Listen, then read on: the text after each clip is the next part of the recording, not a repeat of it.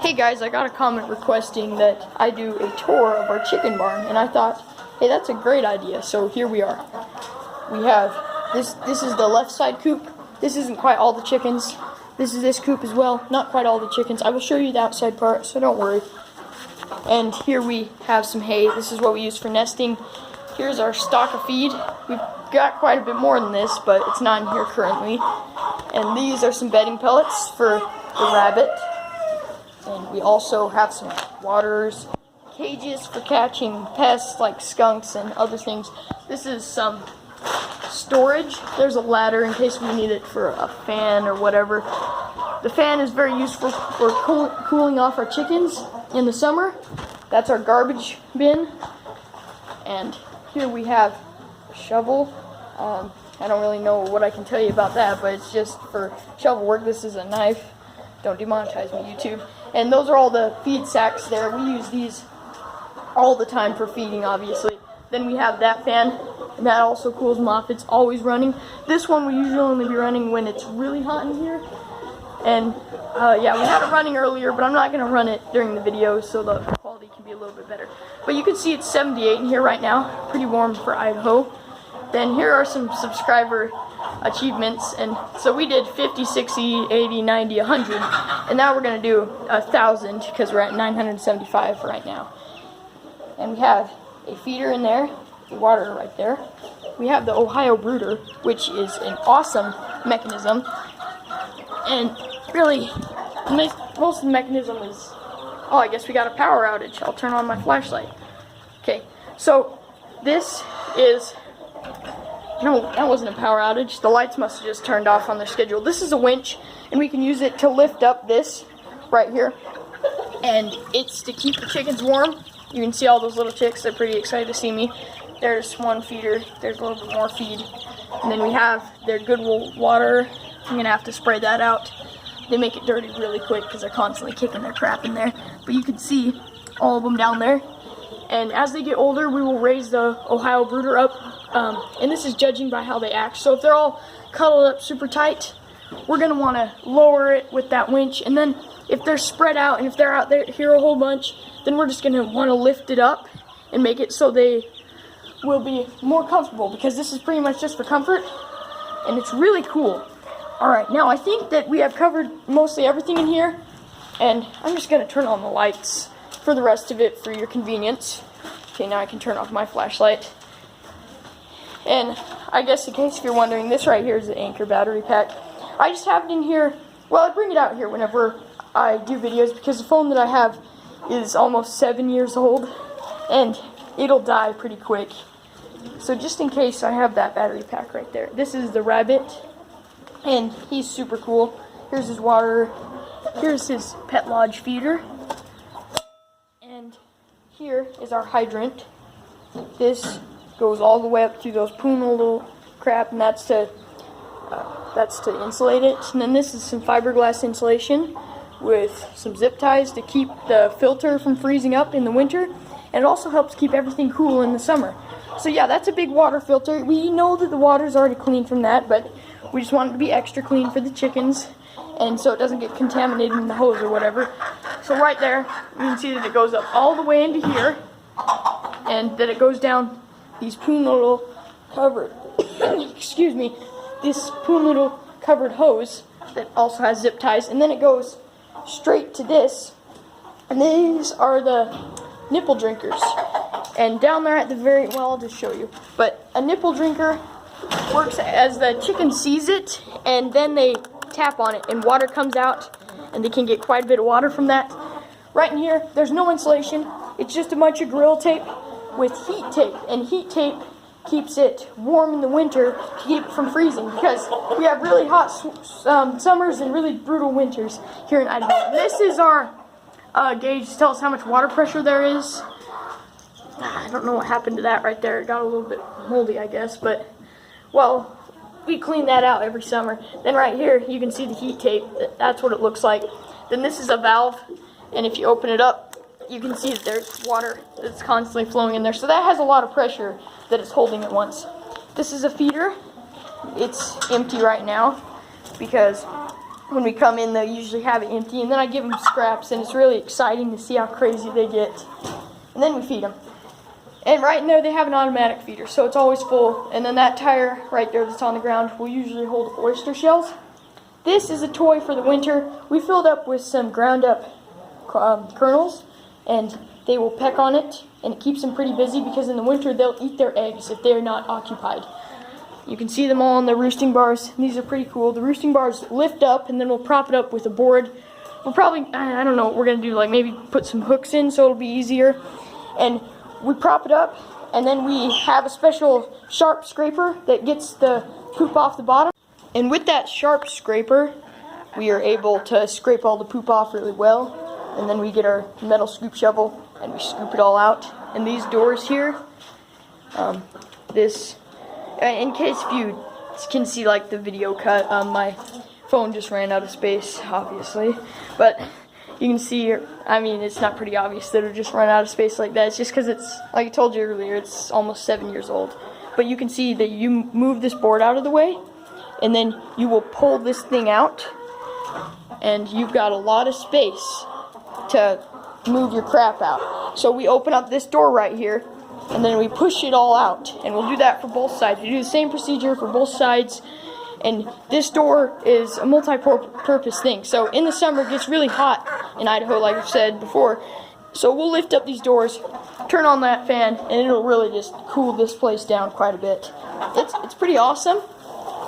Now, probably one of the last things in here that I'm going to show you is these misters right up there. You can see those on the fan. Those are something that will hook up to a valve, and it uses water pressure to distribute mist out of those things, and they can hold a pretty good amount of pressure because the line's so long, and this goes all the way out to the outside coops. And in the summer we'll have them on with just a light mist when it's really hot, and it's really awesome for those chickens. Now you can see there, that's another skunk / weasel trap. That's just a 5-gallon bucket, and right here we have our nesting box. And then, yeah, that's a backup nesting box if we need to have a designated area for a sitting hen. Then this is a mix of wheat and chicken feed. Now, we can't afford to just get chicken feed. I don't think anybody could because the prices have gone up so much. But we decided to mix it up with the wheat that we have in our grain bin. Now, that is the perfect way to segue into our outside tour. It's going to be a little bit windy, sorry about that, but you can see here's our chicken coop. That is the inside coop. You can see how big that gray shed is. And now that we're outside, I'll just show you everything.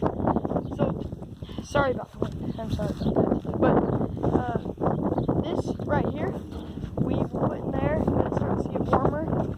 Let me get right up next to the shed. Okay, so we'll put it inside there, and then when it gets really hot, the chickens have a nice shady place to hang out.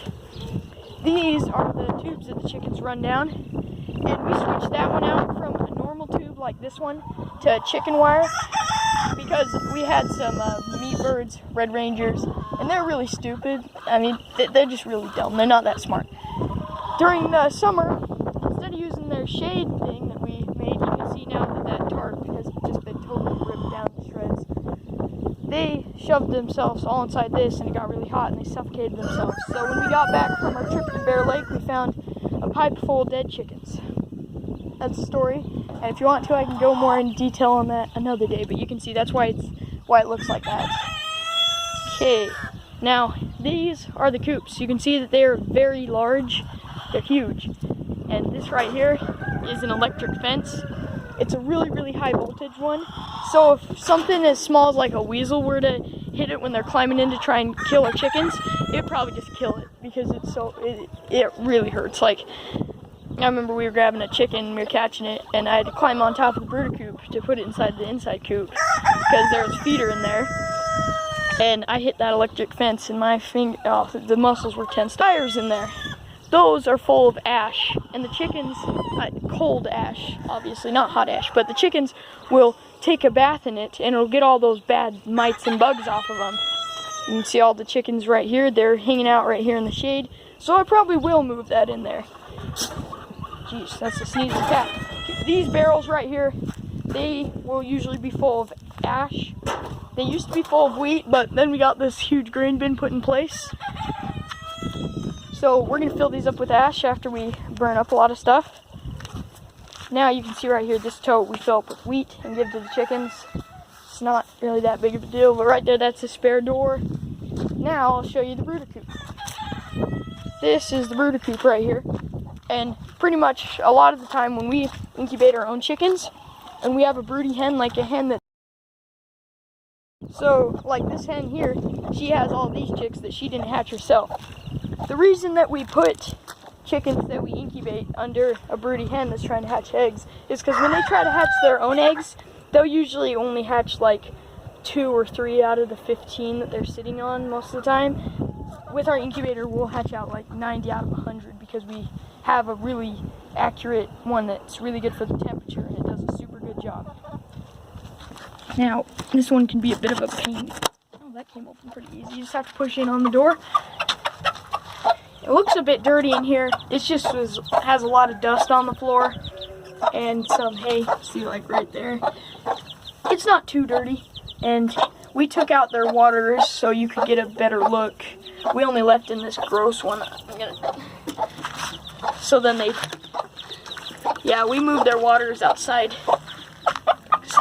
Yeah, that one is just in there for extra. I don't know if you can see out there. There's a silver one. So in here we have these little boards that me and my brother screwed in for the chicken to roost on, and then as the chicks grow into pullets, they can also roost on them. But the way to know when a hen is done taking care of her chicks is when she lays an egg. So it's pretty cool. And we have a tin roof on this one. It is not protected by electric fence because it's not occupied most of the time. You can see as it goes by there. Now I'm going to show you a little bit more of the run. Just got to hold this in place with my leg. Alright, now that's latched up. Now you can see right here on the outside, we used to not, sorry about that wind, okay, we used to not have a door here, so we would actually have to get a bucket and climb over the top of here, and then my brother would usually just throw the bucket in here and I'd have to get back on it and climb out. Here's your latch right here, you just lift that up, and then you can fill up your water or your feed, whatever you need to. They've spilled a lot of feed. Now right here, this side has chain link fence. That's a little bit stronger than the traditional chicken wire. Now right here, this small chicken wire you can see goes all the way out to this rock, and it is buried underground. Because before we had this here, because when we first moved here, we didn't have stuff like that. We just set rocks along and whatever, but we'd have skunks that would go there right here, and they would dig in, and then they'd get in there. So we put this chicken wire here, so they'll just dig to it, and nothing will even be there. But lucky for us, we haven't had any of that, because we've trapped and shot and killed so many of them. There's not enough to harass our chickens.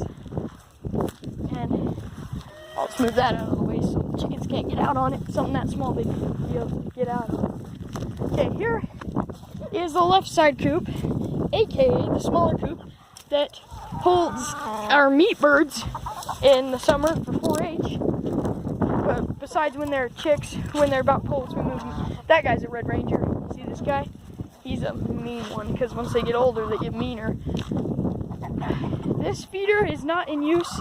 This is what we use when we get the Red Rangers in, because they'll eat one of these entire things in like 2 weeks, which I mean doesn't sound like that quick, but that's a lot for 20 Red Rangers, and they're not even fully grown, they're only pullets.